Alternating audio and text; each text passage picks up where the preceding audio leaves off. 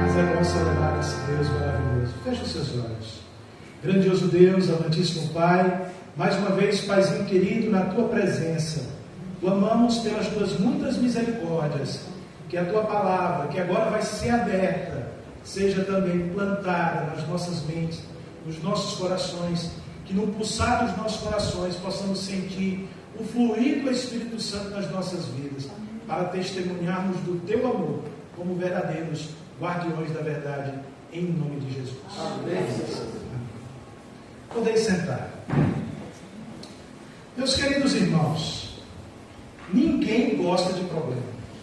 Se eu pedir agora para levantar a mão aqueles que são apaixonados por problema, eu tenho certeza que ninguém vai erguer as suas mãos. Mas, muitas das vezes, claro, os problemas, eles parecem ser grandes demais para os nossos pequenos corações. Porém, na maioria das vezes, os problemas são os nossos amigos, disfarçados de inimigos, para nos ajudar a tornar-nos mais fortes e alcançar o êxito.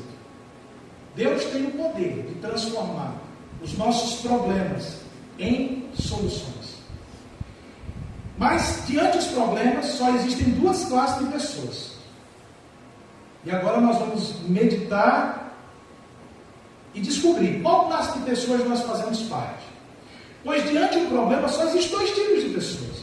Aqueles que olham para o problema e encontram neles um motivo para continuar. E aqueles que, olhando para o mesmo problema, encontram uma desculpa para desistir. São os dois tipos de pessoas. Qual deles você se encontra? Mas para nos ajudar, claro, a palavra de Deus está repleta de receitas de Deus, receitas divinas para lidar com problemas. Entre as receitas dadas por Deus, eu gosto muito da receita lá de Josué. Como os irmãos sabem, depois de Jesus, é o meu personagem predileto na Bíblia. Eu convido você a abrir a Bíblia no livro de Josué, no capítulo 1. Eu quero cumprimentar aqui especialmente os nossos amigos, irmãos em toda parte do Brasil que nos assistem pelo canal Família Adventista e ASD, que Deus esteja com todos vocês, mas principalmente aos nossos amigos aqui de Senador Pompeu. Às vezes a gente se encontra com o pessoal na rua e diz: ei, eu assisti o programa, eu gostei do programa, olha, eu quero te convidar, estou gravando esse vídeo especialmente porque eu quero te convidar para vir aqui para a igreja, junto conosco, aqui na rua Clemente de Holanda, aqui no topo do alto. Vem para o topo, que esse é o teu lugar. Não fica aí embaixo, que é perigoso. Josué, no capítulo 1, nós vamos ler do verso 1 ao verso 9. São 9 versículos, já vários sermões, já várias mensagens Deus tocou no nosso coração aqui para esse capítulo. Mas hoje nós vamos estudar sobre as 8 chaves divinas para lidar com problemas complexos. Repita comigo. Nós vamos aprender sobre 8 chaves. Vai lá, 8 chaves divinas para lidar com problemas complexos. É isso que nós vamos aprender hoje na palavra de Deus. Amém? Amém. No capítulo 1, verso 1, começa nos dizendo assim: sucedeu depois da morte de Moisés, servo do Senhor, que esse falou a Josué, filho de Num, servidor de Moisés, dizendo... Josué aqui tinha um grande problema para enfrentar. Ele tinha um desafio muito grande na sua vida. Josué era um homem corajoso, destemido, era um guerreiro. Muitas vezes ele tinha levantado a sua espada, não confiando na sua própria força, mas confiando que Deus iria dar a vitória para ele. Josué não teve medo, mesmo quando todos aqueles ao redor de Moisés temeram e até desconfiaram da palavra de Deus. Mas a Bíblia nos mostra que nesse momento Josué estava com muito medo, com muita insegurança. Josué estava precisando de uma terapia divina, porque ele estava diante de um grande problema. Ele pensou: como é que eu vou substituir Moisés? A própria Bíblia diz que não existiu nenhum homem mais manso que Moisés, o grande profeta Moisés, aquele que com o poder de Deus conduziu o povo durante o deserto, aquele que com o poder de Deus, libertou o povo do Egito, que atravessou o Mar Vermelho. O poder de Deus, na sua oração, o mar se abriu. E o povo passou, diz a Bíblia que passou com os pés enxutos para o outro lado do mar. Como é que agora Josué poderia substituir a Moisés? Mas diante dessa insegurança, foi aqui que Deus passou para Josué as 8 chaves para lidar com problemas complexos. E eu tenho certeza que essas chaves podem me ajudar e a você também a enfrentarmos os nossos problemas, os nossos dilemas pessoais nessa vida, nessa terra e nesse tempo em que vivemos. A primeira atitude de Josué diante disso, e a primeira receita de Deus, foi a oração. Josué orou a Deus para saber o que é que ele poderia fazer. Josué sabia erguer a sua espada. Josué sabia guiar uma multidão, porque ele tinha aprendido muito tempo ali com Moisés, e muitas vezes ele tinha substituído Moisés nessa luta, nessa lida de guiar o povo, de guiar o exército em meio à batalha. Mas tudo aquilo que ele sabia foi jogado por terra, pois a sua insegurança foi transformada em confiança. Josué não deixou que a sua insegurança o fizesse desistir, o fizesse parar no meio do caminho. Não. Ele estava pronto para prosseguir, mas ele sabia que não podia prosseguir sozinho. Então ele buscou a Deus em oração. A oração é a chave que abre as portas do céu para resolver os nossos problemas. Somente por meio da oração, a vontade de Deus nas nossas vidas, é que nós podemos desfrutar da vitória divina. Amém? Nossas primeiras atitudes como seres humanos, falhos e pecadores que nós somos, diante de um problema, diante de uma situação difícil, nós temos 2 atitudes. A primeira é ficarmos paralisados diante do medo, diante da circunstância. O problema é sério, nos causa medo e nos traz paralisia. A inanição, a falta de ação, toma conta de nós. Há outras vezes também que, como pecadores que nós somos, diante de um problema, nós dizemos o quê? Eu vou resolver, eu posso. Espera aí que eu vou ali buscar, espera aí que eu vou ali procurar, espera aí que eu vou ali resolver, espera aí que eu vou ali falar com uma pessoa que vai me ajudar a resolver. Essa é a segunda atitude humana para lidar com problemas. Sair e agir. Porém, a receita de Deus é, diante de um problema, diante de uma ocasião difícil, se ajoelhar e orar, buscar o Senhor. Diante de uma multidão faminta, Jesus, aquele que criou o pão, aquele que criou o alimento, a Bíblia diz que por meio dele todas as coisas foram criadas.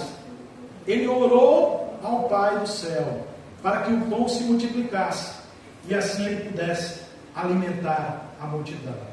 A oração é a chave que abre a porta dos céus para resolver os problemas. Anote isso na sua vida e no seu coração. Por que nós oramos? Porque a sabedoria divina se sobressai a qualquer atitude humana. Nós oramos porque a sabedoria divina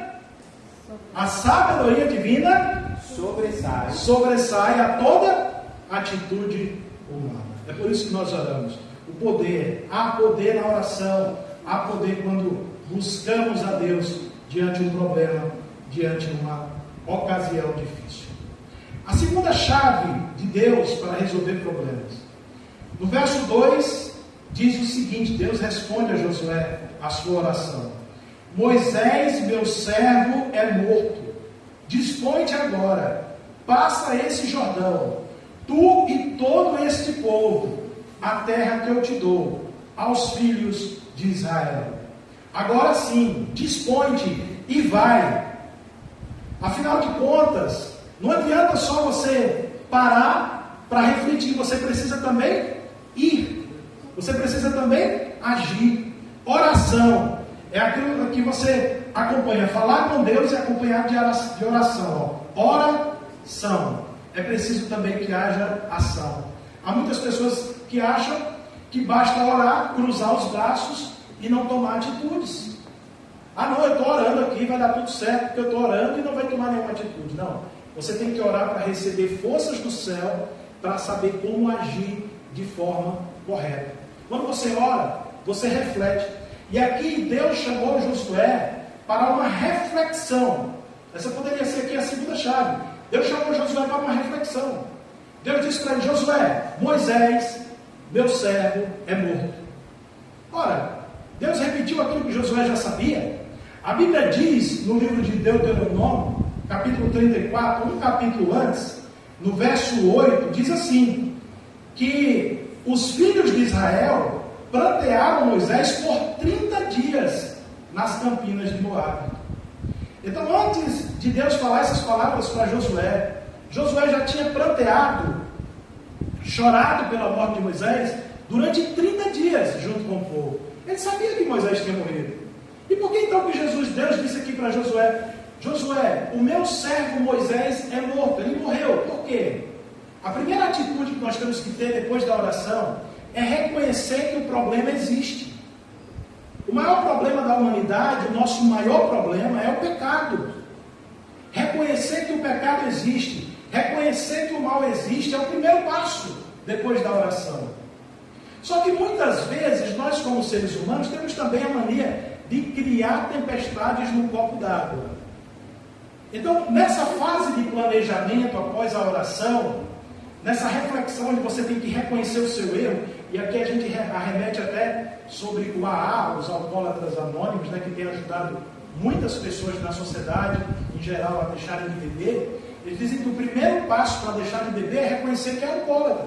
Enquanto não reconhecer que o álcool domina a vida do alcoólatra, ele não vai conseguir deixar. Não, eu bebo só porque, mas eu tenho força para dominar a bebida. Enquanto ele disser isso, ele não vai deixar de ser alcoólatra. O primeiro passo é reconhecer o problema. E nessa reflexão, para reconhecer o problema que Deus chamou aqui a Josué, Deus nos chama também, nós podemos usar algumas perguntas. Essas perguntas, elas foram inspiradas por Deus numa das minhas primeiras consultorias. Você imagina o que é você prestar consultoria para a empresa. Você chega numa empresa, faz a radiografia organizacional e tem aquele monte de problema. E um dia eu estava no hotel com aquele monte de problemas, anotações da empresa, ali, coisas para resolver. Meu Deus, como é que eu vou dar sugestões para esse homem, para esse empresário experiente, e eu vou prestar uma consultoria para ele? Como é que eu vou fazer isso? Eu me ajoelhei em cima dos papéis ali, e Deus me inspirou uma coisa: a fazer perguntas. E as perguntas são: como, por quê, o que e onde? São as 4 perguntinhas que nos ajudam no momento de planejamento para resolver problemas. Primeira pergunta que nós temos que fazer é: como? Como foi que esse problema veio à tona, veio a existir? Como foi que isso se tornou uma realidade? Como? Quando nós descobrimos como o problema aconteceu, nós podemos evitar que ele ocorra novamente. Enquanto a gente estiver tentando resolver o problema, mas não descobrir como foi que ele aconteceu, ele vai continuar acontecendo.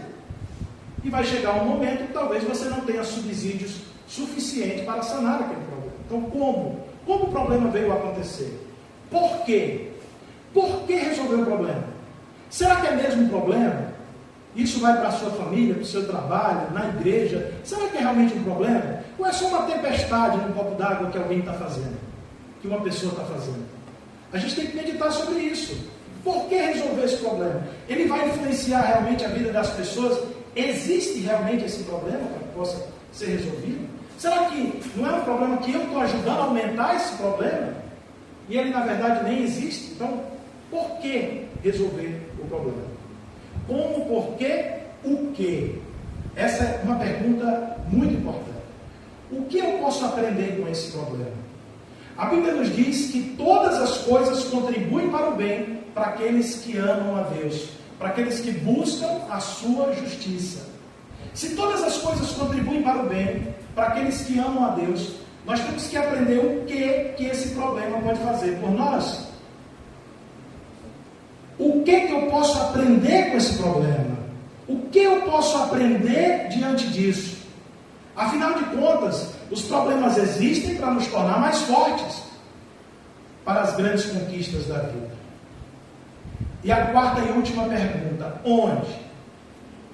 Onde está o problema? Será que o problema está realmente nos outros? Será que o problema não está em mim? Pessoas relaxadas não conseguem enxergar o problema em si mesmo. Acha que o problema está em todos os outros. Pessoas extremistas também não conseguem enxergar que o problema está no ponto de vista deles. Acha que sempre o problema está nos outros. É por isso que o Espírito Santo, ele tem o papel de nos trazer o equilíbrio. Então, onde realmente está o problema? Será que o problema está nos outros? Será que ele não está em mim mesmo? Não está nas minhas atitudes, nas minhas decisões, nos meus pontos de vista, na minha falta de oração, de comunhão com Deus, buscando o meu próprio entendimento sobre o problema? Essa é uma pergunta que nós, como cristãos, temos que fazer diante dos problemas. Mas não para por aí. A terceira chave, agora sim, atitude, ação. É preciso ter ação. Tem uma frase que diz o seguinte, que planejamento sem ação não vale um só tostão. É como ganhar a loteria e perder o bilhete premiado. Não vale nada. Planejamento precisa ter ação. Então muitas vezes nós passamos a vida toda planejando para resolver um problema, mas nós não agimos para resolver. Não é planejando que se resolve. Existe a fase do planejamento, existe a fase da oração e do planejamento, da reflexão. Agora, ele tem que ter ação. Ação é que faz a diferença. Então Josué não bastava para ele reconhecer que tinha um problema, não bastava para ele buscar em oração a Deus. Deus agora convida para que Josué possa agir. E ele nos diz, como diz a palavra de Deus, dispõe-te agora. Dispõe-te. Quando? Vai. E quando? Agora. Agora é o momento. Esse é o momento. Você já orou, você já planejou, agora tem que agir.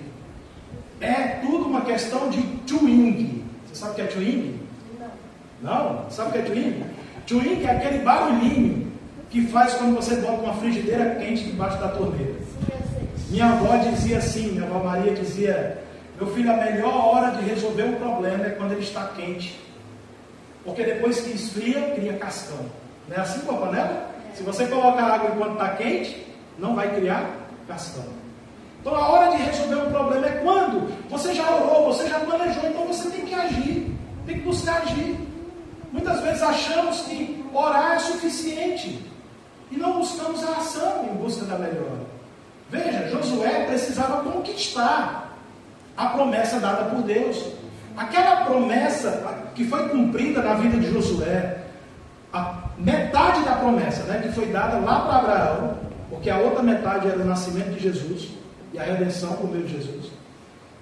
A primeira metade da promessa era a conquista da terra. E essa promessa lá de Abraão se cumpriu em Josué. Veja que a promessa de Deus ela é atemporal. Ela pode ocorrer muito tempo depois. Abraão não viu a promessa. Abraão não viu a promessa de ter ali a nova terra e uma descendência grande, enorme. Não. Mas Josué, ele recebeu a promessa de Deus dada ao seu povo. Porque Josué foi persistente na palavra de Deus, confiou no Senhor e ele se dispôs a agir. Deus deu a bênção, mas ele precisava conquistar. Vejam, eram 7 povos poderosos sobre a terra. Exércitos poderosos. Estava ali Josué com um povo que havia sido escravo e descendentes de escravos. Um povo que não era guerreiro, que não tinha um armamento bélico, da época, dos outros exércitos, dos outros povos. Então a missão era difícil. A bênção estava lá, mas Josué tinha que correr atrás da bênção. Ele tinha que agir para buscar a bênção. Ele não podia ficar apenas de braços cruzados, esperando Deus agir. Afinal de contas, a ação de Deus é nos fortalecer e nos imbuir de sabedoria divina para resolver os problemas. Essa é a ação de Deus diante dos nossos problemas. Mas vai mais além. Existem aqui também outras chaves, além da ação. No verso 4 nos diz assim, desde o verso 3: todo lugar que pisar a planta do vosso pé, vos tenho dado, como eu prometi a Moisés, desde o deserto do Líbano até o grande rio, o rio Eufrates, toda a terra dos heteus, e até o mar grande, para o poente do sol, será o vosso limite. Ninguém te poderá resistir todos os dias da tua vida. Amém? Irmãos, essa promessa não era só para Josué. Essa promessa é para nós também. Ninguém te poderá resistir durante todos os dias da sua vida. Abra sua Bíblia em Romanos, livro de Romanos, no capítulo 8 da carta de Paulo aos Romanos. Capítulo 8 da carta de Paulo aos Romanos. Romanos capítulo 8. Romanos capítulo 8. Vamos ler do verso 31 em diante, tá bom? Capítulo 8, verso 31 em diante. As provas e a certeza do amor de Deus. E nos diz a palavra de Deus: que diremos, pois, à vista dessas coisas? Se Deus é por nós, quem será contra nós? Aquele que não poupou o seu próprio filho, antes por todos nós, o entregou. Porventura não nos dará graciosamente com ele todas as coisas? Quem tentará acusação contra os filhos de Deus? É Deus quem os justifica. Quem os condenará? É Cristo Jesus quem morreu, ou antes, quem ressuscitou, o qual está à direita de Deus e também intercede por nós. Quem nos separará do amor de Cristo? Será a tribulação? Será a angústia, a dificuldade, a perseguição, a fome, ou a nudez, ou perigo, ou espada, como está escrito: por amor de ti, somos entregues à morte todos os dias, fomos considerados como ovelhas para o matadouro. Em todas essas coisas, porém, somos mais que vencedores, por meio daquele que nos amou. Porque eu estou bem certo de que nem a morte, nem a vida, nem os anjos, nem os principados, nem as coisas do presente, nem do porvir, nem os poderes, nem a altura, nem a profundidade, nem qualquer outra criatura poderá separar-nos do amor de Deus que está em Cristo Jesus, nosso Senhor. Amém.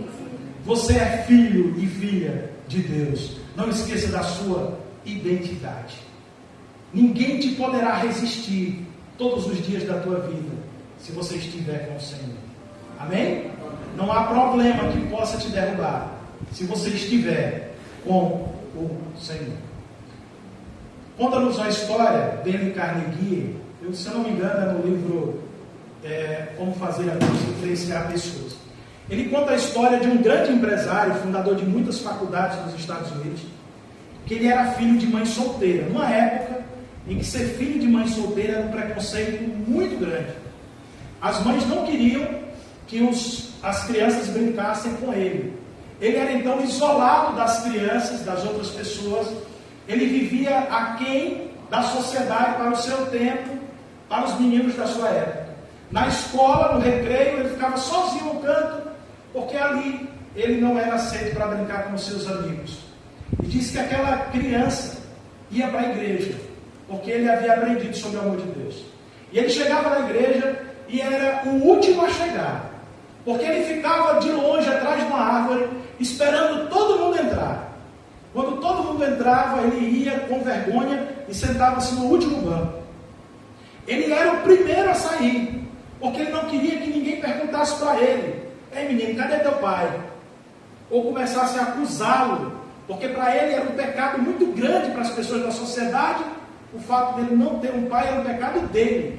Ele sofria o preconceito, ele sofria a perseguição por causa disso.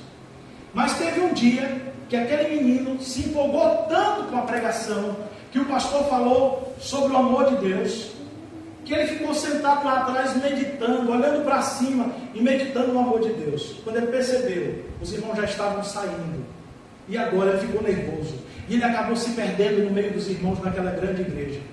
E o pastor o encontrou, colocou a mão no seu ombro, disse assim, fez a pergunta, olhando nos olhos dele, fez a pergunta: você está perdido, meu filho? Quem é o seu pai? E disse que aquela pergunta foi dura para o coração daquela criança, até o pastor, e a lágrima começou a descer nos olhos. Mas o pastor, imbuído pelo Espírito Santo de Deus, olhou para aquela criança e disse: ah, Eu sei de quem você é filho. Você é filho do Deus Altíssimo. A aparência não engana. Você é filho de Deus. Já sei quem é seu pai. Vem comigo aqui. E diz que aquelas palavras daquele pastor mudaram completamente a vida daquela criança. Porque ele descobriu a sua verdadeira identidade. Amém? Prosseguindo, a Bíblia nos diz: ser forte, verso 6. Ser forte e corajoso, porque tu farás esse povo herdar a terra, que sob juramento prometi dar aos seus pais. Tão somente ser forte e muito corajoso, para teres o cuidado de fazer, segundo toda a lei que meu servo Moisés te ordenou. Dela não te desvie, nem para a direita, nem para a esquerda, para que seja bem sucedido por onde quer que andares. Essa chave para resolver problemas é fundamental nas nossas vidas. Ser forte e corajoso para ser obediente. E é preciso ser forte. Em meio a uma sociedade onde toda a maré, onde todo o rio segue em uma única direção, o cristão é chamado a seguir uma direção contrária. É a direção contrária do que pensam os seus amigos. É a direção contrária do que pensa a sua família. É a direção contrária do que pensam as outras pessoas e de como agem. O cristão é chamado a andar na contramão da vida, na contramão do mundo. Andar numa direção totalmente diferente. Isso não é fácil. É preciso ser forte. E é preciso ser corajoso também. Não adianta ser forte e não ter coragem. O que adianta um homem muito forte sem ter coragem? E o que adianta ter coragem sem ter força para agir? É preciso ser forte e corajoso para ser obediente à lei de Deus e aos seus mandamentos. E continuamos dizendo a palavra de Deus. Tão somente, verso 7, ser forte e muito corajoso, para teres cuidado de fazer segundo toda a lei que meu servo Moisés te ordenou. Dela não te desvies, nem para a direita, nem para a esquerda, para que seja bem sucedido por onde quer que andares. Amém? Não cesses de falar do livro dessa lei, antes medita nele dia e noite, para seres bem sucedido. Tenhas cuidado de fazer segundo tudo quanto nele está escrito, então farás prosperar o teu caminho e será bem sucedido. A humanidade estuda sobre o segredo do sucesso. Está aqui na Bíblia o segredo do sucesso. Para ser bem sucedido no casamento, para ser bem sucedido nos estudos, para ser bem sucedido no trabalho, para ser bem sucedido em todas as áreas da vida, ter cuidado para não se desviar da lei do Senhor. E aqui também no verso 8 tem outra chave que diz: não cesse de falar do livro dessa lei. Não cesse de falar do livro da lei do Senhor. Ou seja, seja o pregador do Evangelho, seja um guardião da verdade. Quando você começa a se preocupar com o problema dos outros, você passa a enxergar os seus problemas menores. É a receita de Deus para a gente poder viver melhor diante dos problemas dessa vida. É podermos ajudar ao problema das outras pessoas. É por isso que todo adventista do sétimo dia é chamado a ser um missionário. Eu passo pela rua, as pessoas falam comigo, me chamam de pastor. Eu não sou pastor. Mas todos os adventistas do sétimo dia é chamado a ser ministros do Evangelho. É chamado a conhecer a palavra de Deus, para poder pregar esse Evangelho do reino para as outras pessoas. E aí, meus amigos, quando você começa a pregar, quando você começa a ajudar as outras pessoas, você vê que os seus problemas não são tão grandes assim. Última chave, verso 9.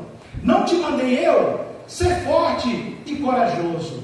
Não temas, nem te espantes, porque o Senhor teu Deus é contigo por onde quer que andares. Quero concluir convidando você para abrir a Bíblia no livro de Isaías, no capítulo 57, o livro de Isaías. Isaías 57, são os versos mais lindos da Bíblia. Para mim, toca muito meu coração. 57, verso 15. Isaías, capítulo 57, verso 15. Nos diz assim a palavra de Deus: porque assim diz o alto, o sublime, que habita a eternidade, o qual tem o nome de santo. Habito no alto e santo lugar, mas habito também com o contrito e abatido de espírito, para vivificar o espírito dos abatidos e vivificar o coração dos contritos. Não temas. 365 vezes nós podemos ler na Bíblia esse verso: não tenha medo, não temas, não te espantes, o Senhor Deus é contigo. O medo, ele nos faz ficar paralisados diante dos problemas da vida. Porém, preste atenção numa coisa: a verdadeira coragem não está na ausência total do medo, está na confiança em Deus para seguir em frente, mesmo diante dos medos dessa vida, mesmo diante as tormentas dessa vida. O desejo de Deus para o meu coração, para a minha vida, para a sua vida, para a minha família, para a sua família, é que possamos seguir adiante, confiantes no Senhor. Que o medo não nos paralise, mas que a esperança eterna prometida por Deus seja motivo suficiente para continuarmos em frente, mesmo os desafios dessa vida. Amém?